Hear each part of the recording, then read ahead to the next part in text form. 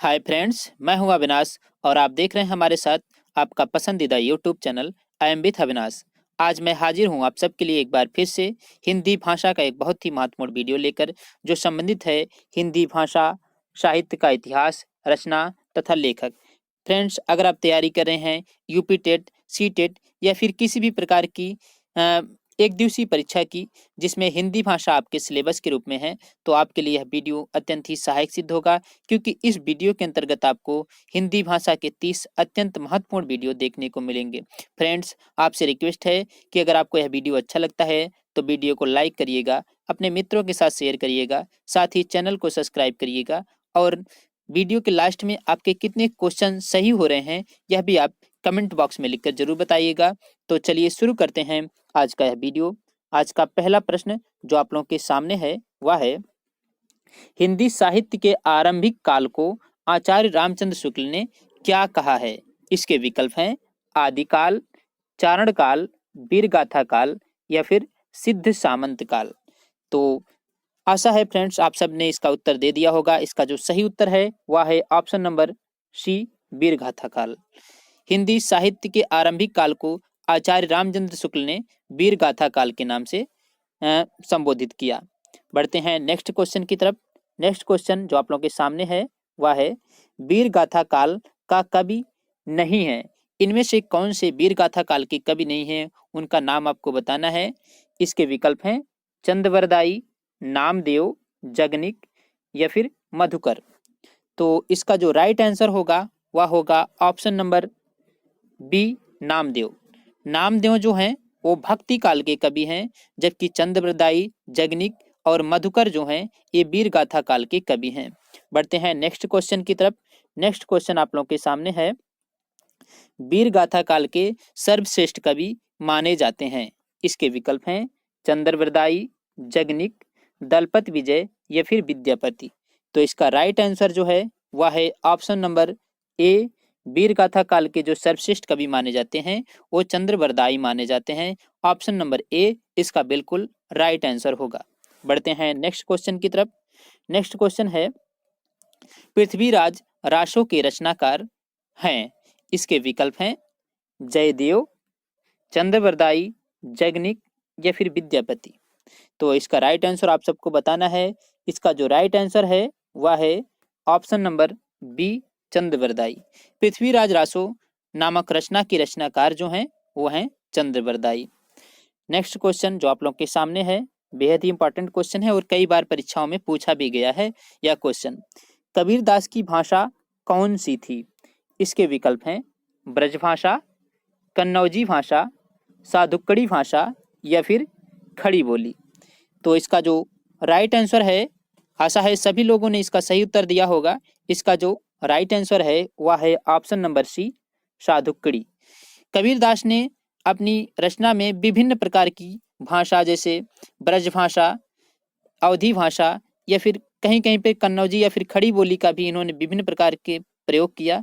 तो इसलिए इनकी जो भाषा एक विशेष भाषा नहीं थी, बल्कि सभी भाषाओं का एक मिश्रित रूप था, जिसे साधुक्कड़ी भाषा के नाम से भी जाना गया। तो ऑप्शन नंबर सी इसका बिल्कुल राइट आंसर होगा। बढ़ते हैं नेक्स्ट क्वेश्चन की तरफ। नेक्स्ट क्वेश्चन जो आप लोगों के सामने है कन कटान कपि कुंजर भारी, दहु भुज दंड तमिक महिमारी, डोलत धरन सभासद खसे, चले भाजी भय मारुत ग्रसे। प्रस्तुत पंक्तियों के रचयिता कौन है? इसके विकल्प हैं तुलसीदास, जायसी, देव या फिर नूर मोहम्मद। तो आशा है फ्रेंड्स आप सभी लोगों ने इसका उत्तर दिया होगा। इसका जो राइट आंसर है वह है ऑप्शन नंबर ए, तुलसीदास। ये जो पंक्ति हैं इसके रचयिता जो हैं वो तुलसीदास हैं। बढ़ते हैं नेक्स्ट क्वेश्चन की तरफ। नेक्स्ट क्वेश्चन है, नयन जो देखा कमल सा निर्मल नीर शरीर, हंसत जो देखा हंस भा दसन नगहीर। प्रस्तुत पंक्तियों के रचयिता कौन है? इसके विकल्प हैं तुलसीदास, जयशंकर प्रसाद, जायसी या फिर कबीरदास। तो इसका जो राइट आंसर है वह है ऑप्शन नंबर सी, नयन जो देखा कमल सा निर्मल नीर शरीर, हंसत जो देखा हंस सा दसन नगहीर। यह जो पंक्ति है इसके रचयिता मलिक मोहम्मद जायसी हैं। ऑप्शन नंबर सी इसका राइट आंसर होगा। नेक्स्ट क्वेश्चन, क्वेश्चन है शिवा बावनी के रचनाकार हैं। इसके विकल्प हैं पद्माकर, भूषण, केशवदास या फिर जगनिक। तो इसका जो राइट आंसर है वह है option number B, Bhushan. Shiva Bavani जो है रचना, इसके रचनाकार जो हैं वह महाकवि भूषण हैं। ऑप्शन नंबर बी इसका राइट आंसर होगा। नेक्स्ट क्वेश्चन जो आप लोगों के सामने है, सखी वे मुझसे कहकर जाते, बहुत ही इंपॉर्टेंट पंक्ति है और कई बार यह भी परीक्षाओं में पूछा गया है। प्रस्तुत पंक्ति के रचयिता कौन हैं? बेहद इंपॉर्टेंट क्वेश्चन है। तो इसके विकल्प हैं अज्ञेय जी, मैथिली शरण गुप्त, अयोध्या सिंह प्रसाद हरियोध या फिर जयशंकर प्रसाद। तो फ्रेंड्स आशा है आप सभी लोगों ने इसका उत्तर दे दिया होगा। तो इसका जो राइट आंसर है वह है option number B, Maithili Sharan Gupt. सखी वे मुझसे कहकर जाते, यह प्रस्तुत पंक्ति जो है इसके जो रचयिता हैं वो है मैथिली शरण गुप्त। बढ़ते हैं नेक्स्ट क्वेश्चन की तरफ। नेक्स्ट क्वेश्चन जो आप लोगों के सामने है, हिंदी कविता को छंद की परिधि से मुक्त करने वाले कवि कौन थे? इसके ऑप्शन है सुमित्रा नंदन पंत, जयशंकर प्रसाद, महादेवी वर्मा या सूर्यकांत त्रिपाठी निराला। बेहद ही इंपॉर्टेंट क्वेश्चन ये भी है, कौन से ऐसे कवि थे जिन्होंने हिंदी की जो कविताएं थे उसे छंदों से मुक्त किया, अर्थात छंद मुक्त कविता की रचना की। तो इसका जो राइट आंसर है वह फ्रेंड्स आप लोगों के सामने ये राइट आंसर है इसका option number D, Suryakant Tripathi Nirala. Suryakant Tripathi Nirala ji ने सबसे पहले जो छंद मुक्त रचना की वह थी जूही की कली। जूही की कली रचना जो इन्होंने की वह बिल्कुल छंद मुक्त रचना थी। इस तरह हिंदी साहित्य में जो प्रथम छंद मुक्त रचना मानी जाती है वह जूही की कली मानी जाती है, जिसके रचयिता सूर्यकांत त्रिपाठी निराला है। ऑप्शन नंबर डी इसका राइट आंसर होगा। बढ़ते हैं नेक्स्ट क्वेश्चन की तरफ। नेक्स्ट क्वेश्चन है तितली किसकी रचना है?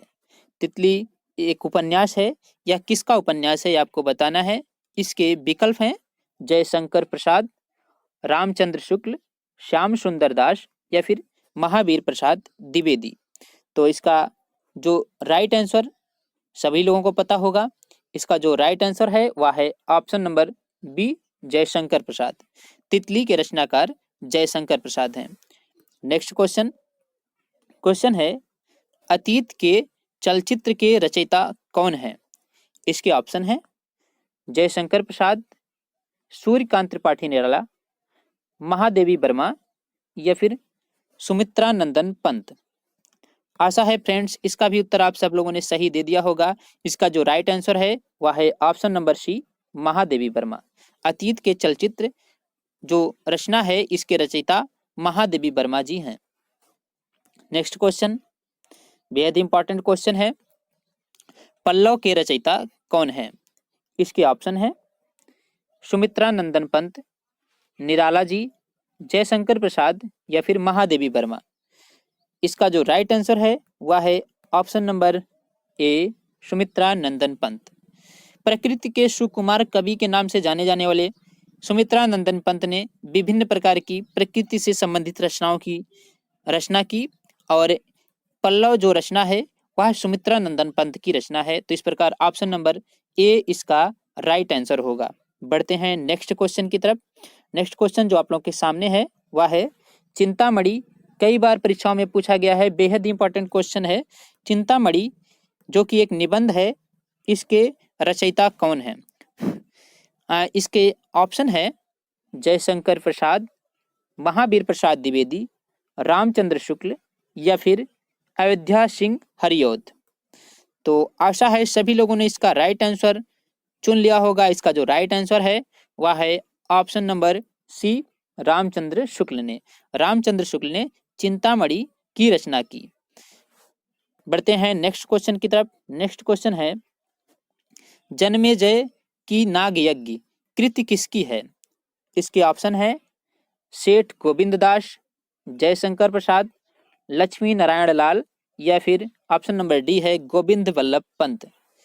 तो फ्रेंड्स, इसका जो राइट आंसर है वह है option number B, Jaishankar Prasad. Janmejay की यज्ञ जो रचना है, इसके रचनाकार हैं जयशंकर प्रसाद। बढ़ते हैं नेक्स्ट क्वेश्चन की तरफ। बेहद इंपॉर्टेंट क्वेश्चन ये भी है। हम दीवानों की क्या हस्ती है, आज यहाँ कल वहाँ चले, मस्ती का आलम साथ चले, हम धूल उड़ाते जहाँ चले, यह पंक्तियां के रचयिता कौन है? इसके ऑप्शन है सियाराम शरण गुप्त, भगवती चरण वर्मा, सुभद्रा कुमारी चौहान या फिर रामधारी सिंह दिनकर। फ्रेंड्स, आप सभी लोग इसका राइट उत्तर दीजिए। तो इसका जो राइट आंसर है वह है ऑप्शन नंबर बी, भगवती चरण वर्मा। हम दीवानों की क्या हस्ती है, आज यहाँ कल वहाँ चले, मस्ती का आलम साथ चला, हम धूल उड़ाते जहाँ चले, प्रस्तुत पंक्तियों के रचयिता भगवती चरण वर्मा हैं। बढ़ते हैं नेक्स्ट क्वेश्चन की तरफ। नेक्स्ट क्वेश्चन जो आप लोगों के सामने है, निम्नलिखित में से सबसे पहले अपनी आत्मकथा हिंदी में किसने लिखी? इसके ऑप्शन है श्याम सुंदर दास, सेठ गोविंद दास, जवाहरलाल नेहरू या फिर ऑप्शन नंबर डी है राजेंद्र प्रसाद। तो इसका जो राइट आंसर है वह है option number D, Rajendra Prasad. Rajendra Prasad ने सबसे पहले अपनी आत्मकथा हिंदी भाषा में लिखा। बढ़ते हैं नेक्स्ट क्वेश्चन की तरफ।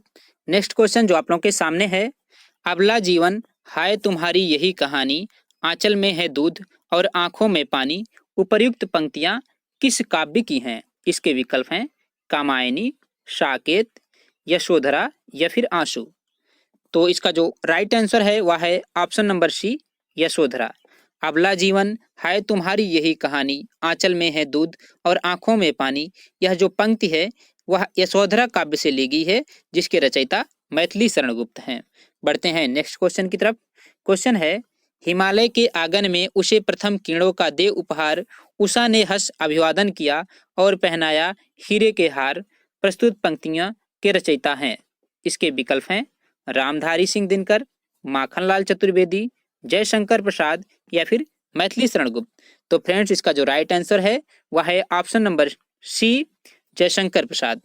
हिमालय के आंगन में उसे प्रथम किरणों का दे उपहार, उषा ने हंस अभिवादन किया और पहनाया हीरे का हार, यह जो पंक्तियां हैं वह जयशंकर प्रसाद द्वारा रचित हैं। बढ़ते हैं नेक्स्ट क्वेश्चन की तरफ। क्वेश्चन है, आंचलिक रचनाएं किससे संबंधित होती हैं? इसके विकल्प हैं देश विशेष से, लोक विशेष से, क्षेत्र विशेष से या फिर जाति विशेष से।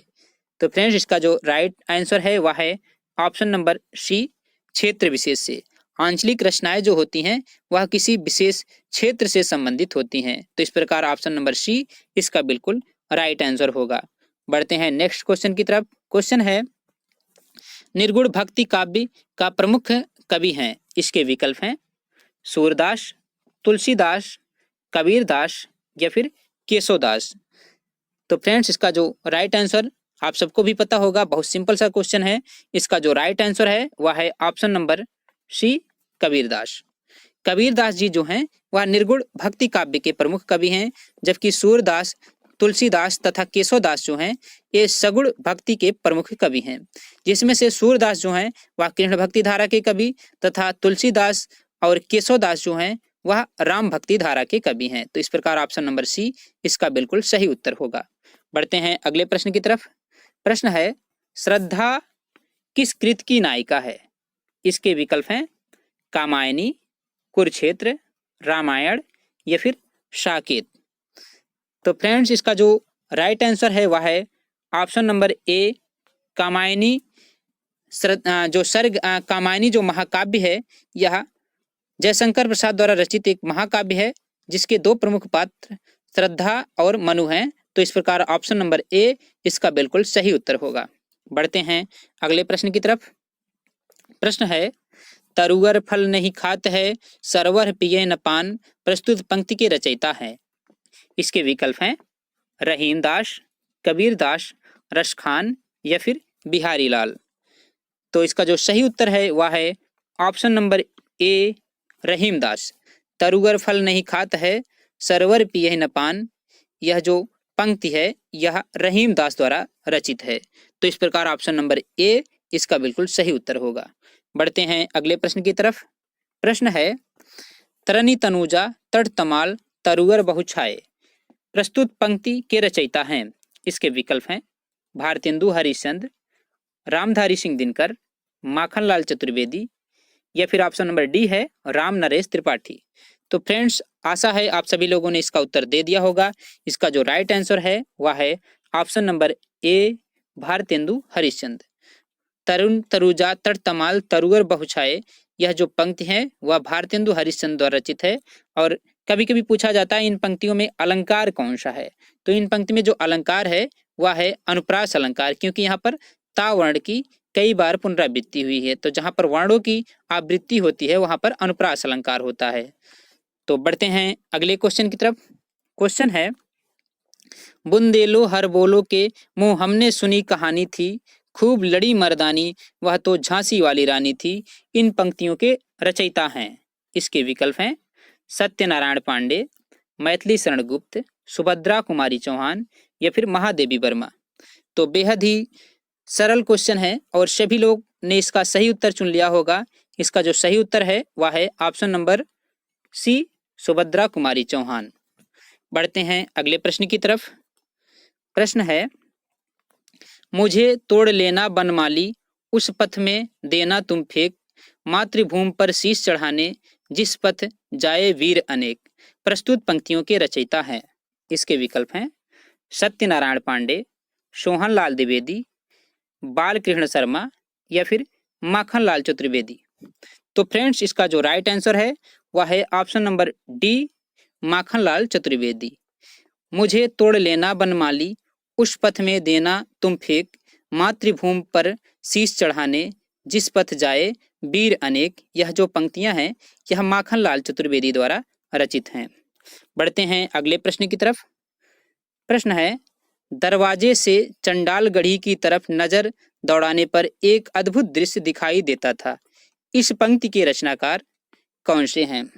इसके विकल्प हैं राहुल सांकृत्यायन, रामचंद्र शुक्ल, जवाहरलाल नेहरू या फिर ऑप्शन नंबर डी है डॉक्टर राजेंद्र प्रसाद। तो फ्रेंड्स, इसका जो राइट आंसर है वह है ऑप्शन नंबर ए राहुल सांकृत्यायन। राहुल सांकृत्यायन जिन्होंने कई सारी यात्रावृत्ति संबंधी रचनाएं की रचना की। तो यह भी एक यात्रावृत्ति संबंधित ही पंक्ति है और इसके जो लेखक हैं वो हैं राहुल सांकृत्यायन। ऑप्शन नंबर ए इसका बिल्कुल सही उत्तर होगा। बढ़ते हैं नेक्स्ट क्वेश्चन की तरफ। क्वेश्चन है, भूषण की कविता का प्रधान स्वर है। इसके विकल्प हैं व्यंग्यात्मक, प्रशस्तिपरक, श्रृंगारिक या फिर कारुणिक। तो इसका जो राइट आंसर है वह है ऑप्शन नंबर बी। भूषण की जो कविता थी वह प्रशस्तिपरक कविता की प्रधानता थी। तो इस प्रकार ऑप्शन नंबर बी इसका बिल्कुल सही उत्तर होगा। बढ़ते हैं नेक्स्ट एवं इस मॉक टेस्ट के अंतिम क्वेश्चन की तरफ। क्वेश्चन है, अपभ्रंश में कृष्ण काव्य के प्रेरणता हैं। इसके विकल्प हैं पुष्पदंत, शालिभद्र सूरी, स्वयंभू या फिर हरिभद्र सूरी। तो फ्रेंड्स, इसका जो राइट आंसर है वह है ऑप्शन नंबर ए पुष्पदंत। पुष्पदंत जो हैं वह अपभ्रंश के कृष्ण काव्य के प्रेरणता हैं। फ्रेंड्स, इस प्रकार आज का यह वीडियो जो विशेष रूप से हिंदी भाषा के विभिन्न प्रकार की रचना तथा रचनाकार पर आधारित था, यह वीडियो समाप्त होता है। इस वीडियो में आपके कितने क्वेश्चन सही हो रहे हैं यह भी आप कमेंट बॉक्स में लिखकर जरूर बताइएगा। साथ ही यह वीडियो अगर आपको अच्छा लगता है तो वीडियो को लाइक करिएगा, अपने मित्रों के साथ शेयर करिएगा। मिलते हैं अगले वीडियो में, तब तक के लिए नमस्कार।